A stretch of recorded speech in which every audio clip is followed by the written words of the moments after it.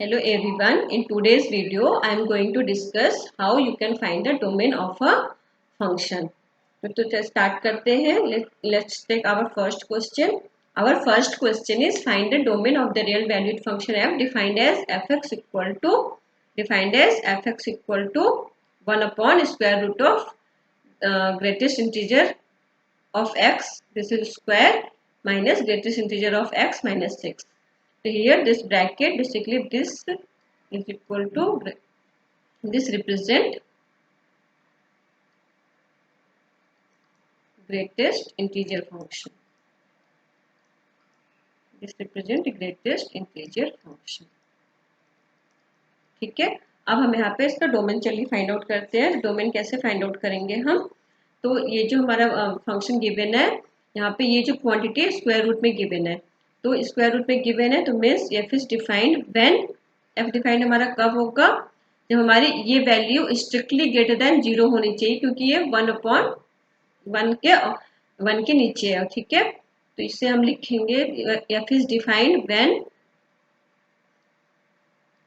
this value minus x, this minus this is strictly greater than 0. ठीक है. क्योंकि equal to 0 पे फिर 1/0, क्योंकि टेंडिंग कर और जो टेंड करेगा इन्फिनिट को, तो इसलिए this would be strictly greater then 0. तो इसे फैक्टराइज कर लेते हैं. जब आप इसे फैक्टराइज कर लोगे तो this becomes minus 3 times this plus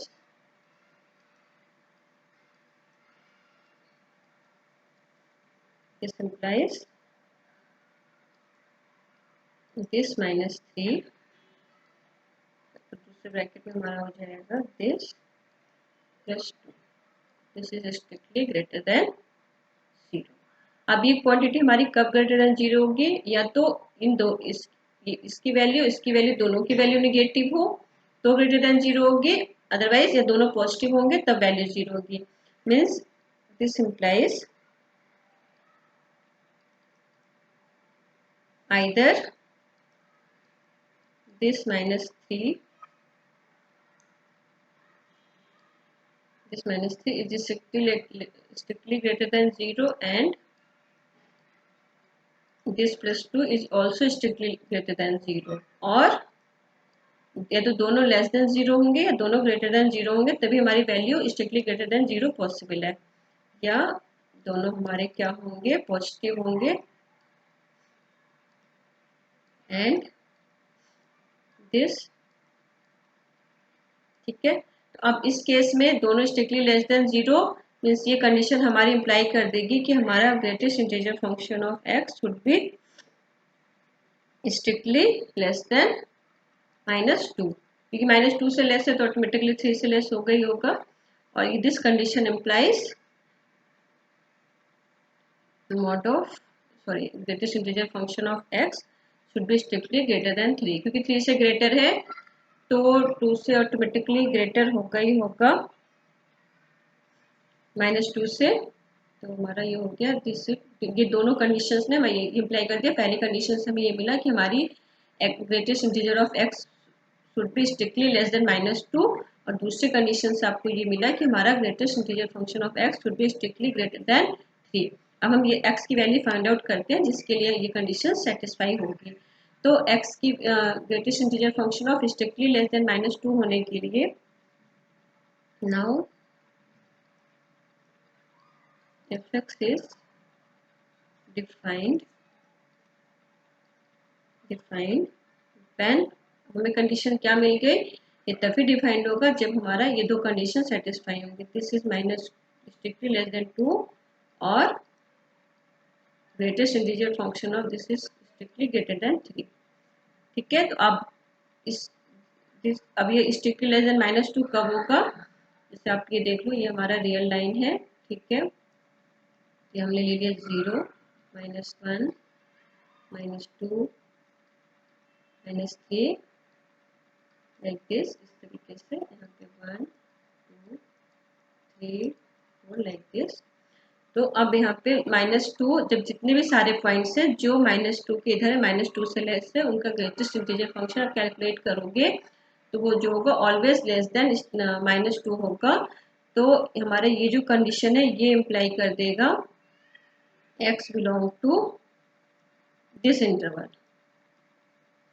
ठीक है, -2 पे हमने ओपन क्यों रखा है कि अगर हमने -2 ले लिया तो हमारी greatest integer function of x की वैल्यू -2 आ जाएगी, क्योंकि -2 हमारा एक इंटीजर है, इसलिए हमने -2 पे ओपन रखा है। हमें वैल्यू स्ट्रिक्टली लेस देन -2 लेनी है। अब यहाँ पे स्ट्रिक्टली ग्रेटर देन 3 के केस में क्या होगा, जितने भी पॉइंट होंगे 3 से ज्यादा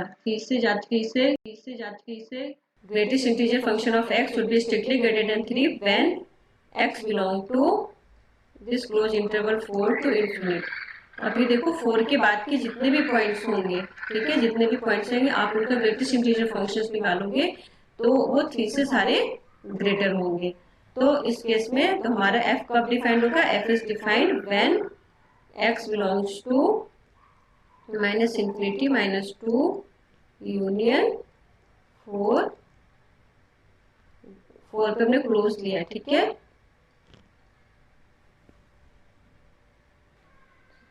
Our next question is find the domain of the function f defined by this equation. F(x) equal to under root of 4 minus x plus 1 upon square root of x square minus 1. तो इस case में हम क्या करते हैं, late हमने क्या किया, late f1 equal to this function, ठीक है, and f2 equal to this function. हमने ब्रेक कर दिया f को दो फंक्शंस में। अब हम क्या करेंगे, दोनों फंक्शंस का अलग अलग डोमेन फाइंड आउट करके फिर दोनों का इंटरसेक्शन ले लेंगे, ठीक है। तो हमारे f का डोमेन निकल जाएगा।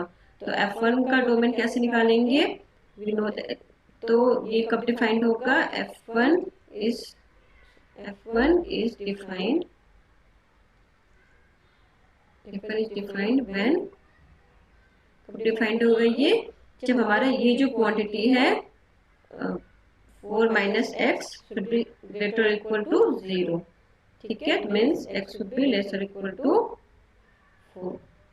This implies x belong to -infinity to close interval 4, close interval 4.